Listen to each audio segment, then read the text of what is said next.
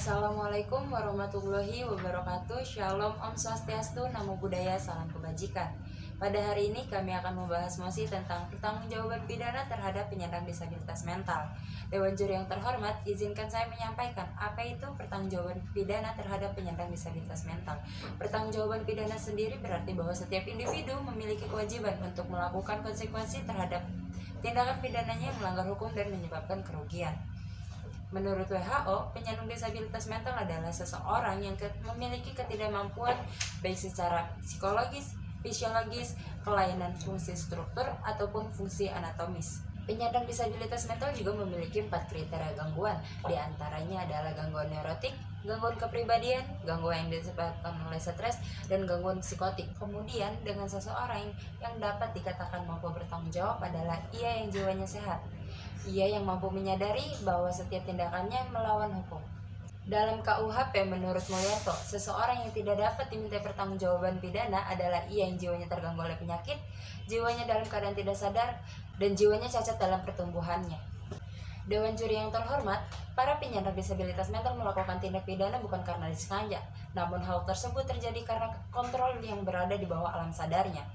Umumnya, penyandang disabilitas mental tidak dapat membedakan antara pikiran dengan realita, sehingga dapat menyebabkan ia melakukan tindak pidana yang kemudian menjadi bahan diskriminasi dan dikucilkan, yang membuat stigma masyarakat bahwa penyandang disabilitas mental adalah korban. Namun saat ini, stigma masyarakat tersebut telah bergeser, yang kemudian mengubah pandangan masyarakat bahwa penyandang disabilitas mental semulanya adalah korban, kini menjadi pelaku tindak pidana. Hal tersebut terjadi karena timbulnya kerugian yang disebabkan oleh penyandang disabilitas mental semakin bertambah banyak. Namun, apakah mungkin pertanggungjawaban pidana terhadap penyandang disabilitas mental dapat diberlakukan secara efektif? Dan apakah para penyandang disabilitas mental mampu menjalankan pertanggungjawabannya? Ekum et bonum est legum. Apa yang adil dan baik adalah hukumnya hukum. Saya sebagai pembicara kedua akan menyampaikan argumentasi kami mengapa kami pro terhadap mosi kali ini. Bahwasannya, yang pertama, sebagai bentuk pemenuhan hak asasi manusia yang mana tercantum dalam Undang-Undang Dasar 1945, bahwasannya yang pertama, sebagai bentuk pemenuhan hak asasi manusia yang telah diamanatkan dalam Undang-Undang Dasar 1945 tercantum dalam pasal 28D ayat 1, yaitu setiap orang berhak atas pengakuan, jaminan, perlindungan, dan kepastian hukum serta perlakuan yang sama di hadapan hukum. Dan selanjutnya sesuai dengan asas equality before the law, yaitu asas kesetaraan di mata hukum, yaitu bahwa setiap individu memiliki kesetaraan atau persamaan terhadap individu lainnya. Maka dari itu, Dewan Juri yang terhormat, kami menyetujui mosi pada kali ini sepenuhnya, yakni pertanggungjawaban pidana terhadap penyandang disabilitas mental. Pengadilan mengadili menurut hukum dengan tidak membeda-bedakan orang.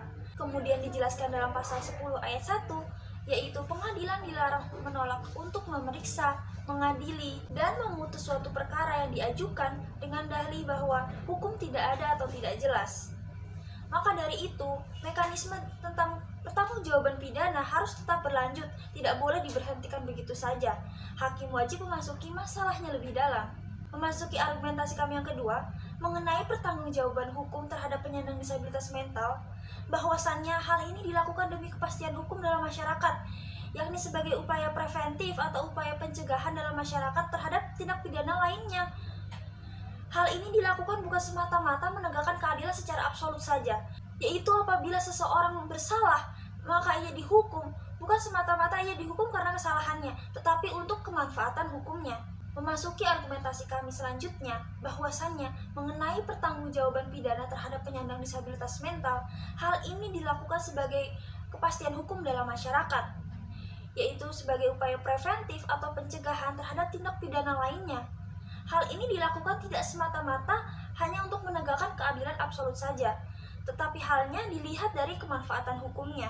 Memasuki argumentasi kami yang keempat, yaitu terdapat dalam pasal 184 ayat 1 KUHP, disebutkan bahwa alat bukti yang salah satunya melalui surat keterangan. Surat keterangan didapatkan melalui dokter, psikolog, psikiater, ataupun kerja sosial lainnya.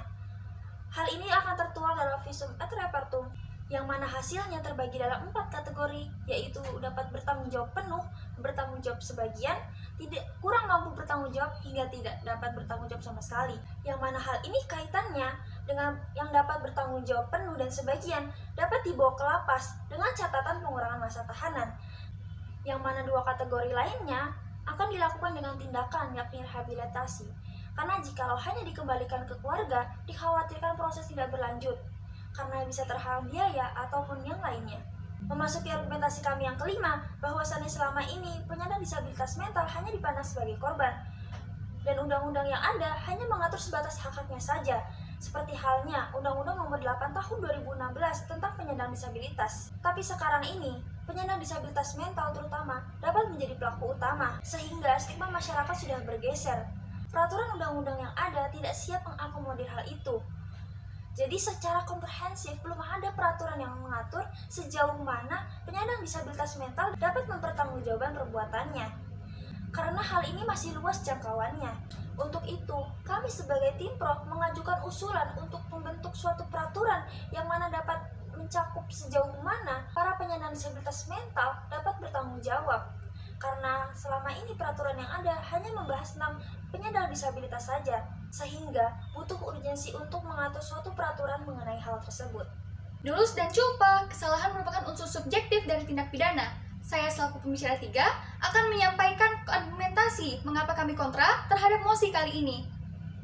Menurut Kartini Kartono yang merupakan ahli psikologi menyatakan, penyandang disabilitas mental atau mental retarded terbagi menjadi 3 kategori, dari tingkatan berat hingga ringan. Tingkatan tersebut berupa idiot atau disabilitas mental berat, di mana penyandang memiliki IQ kurang dari 25, sehingga kemampuan intelijensinya atau akalnya tidak dapat berkembang, tidak dapat mengerti, dan tidak dapat diajari apa-apa. Kemudian imbisil atau disabilitas mental sedang, di mana penyandang memiliki IQ antara 25 sampai 49. Mereka tidak dapat diajar di sekolah konvensional, oleh karena itu, mereka sangat bergantung pada perlindungan keluarga atau orang tuanya. Dan yang terakhir, debil atau disabilitas mental ringan.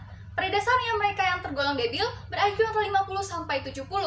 Mereka kurang dapat mengerti hal-hal yang kecil dan remeh, atau hal-hal yang baik dan buruk. Perkembangan fisiknya normal, tetapi perkembangan bicara biasanya terlambat. Umur intelijensi debil biasanya seperti anak usia 7 sampai 16 tahun. Seperti yang kita ketahui, penyandang disabilitas mental adalah terganggunya fungsi pikir, emosi, dan perilaku, antara lain psikososial berupa skizofrenia, bipolar, depresi, ansietas, dan gangguan kepribadian, serta disabilitas perkembangan yang mana hal ini berpengaruh pada kehidupan sehari-hari, diantaranya autis dan hiperaktif. Penjelasan tersebut berdasarkan pasal 4 ayat 1 huruf C Undang-Undang Nomor 8 Tahun 2016 tentang penyandang disabilitas.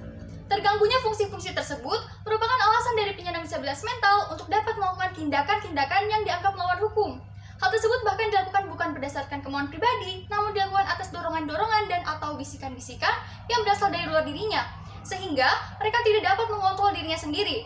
Pada dasarnya seseorang dengan keterbelakangan mental memiliki keterbatasan, yaitu fungsi intelektual atau yang dikenal dengan IQ, yaitu kemampuan untuk belajar, berpikir, mengambil keputusan, dan memecahkan masalah, serta perilaku adaptif yang mana hal ini mempengaruhi kehidupan sehari-hari, seperti berkomunikasi dengan efektif. Memberikan hukuman pidana bukan merupakan langkah yang tepat, karena salah satu cara menangani disabilitas mental adalah dengan tidak menempatkan mereka pada kondisi yang rentan menimbulkan stres atau tertekan.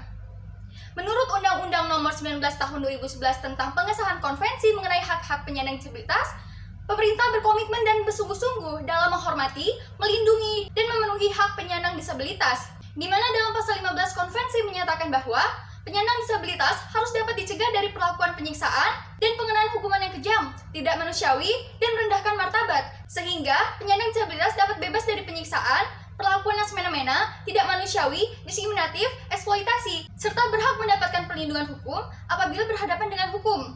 Melihat pada pasal 41 ayat 2 Undang-Undang Nomor 39 Tahun 1999 tentang Hak Asasi Manusia mengatur bahwa setiap penyandang cacat atau disabilitas, orang yang lanjut usia, wanita hamil, dan anak-anak berhak memperoleh kemudahan dan perlakuan khusus. Hal ini sesuai dengan ketentuan pasal 44 Kitab Undang-Undang Hukum Pidana yang menyatakan bahwa orang yang melakukan suatu perbuatan, sedangkan pada saat melakukan perbuatan, orang tersebut menderita sakit, berubah akalnya atau gila, maka perbuatan tersebut tidak dapat dimintakan pertanggungjawaban kepadanya, dan orang tersebut tidak dapat dihukum. Tujuan bangsa Indonesia tercantum dalam Undang-Undang Dasar, bagian pembukaan alinea keempat, pada frasa melindungi segenap bangsa Indonesia. Hal ini memiliki arti bahwa negara berkewajiban untuk melindungi seluruh rakyatnya. Penyandang disabilitas perlu diberikan perlindungan atas apa yang dideritanya, bukan justru diberikan hukuman yang kemudian akan memperparah kondisi dari penyandang disabilitas mental. Sebagai dasar dari pertanggungjawaban pidana adalah kesalahan yang terdapat dalam jiwa pelaku. Dalam hubungannya dengan kesalahan itu,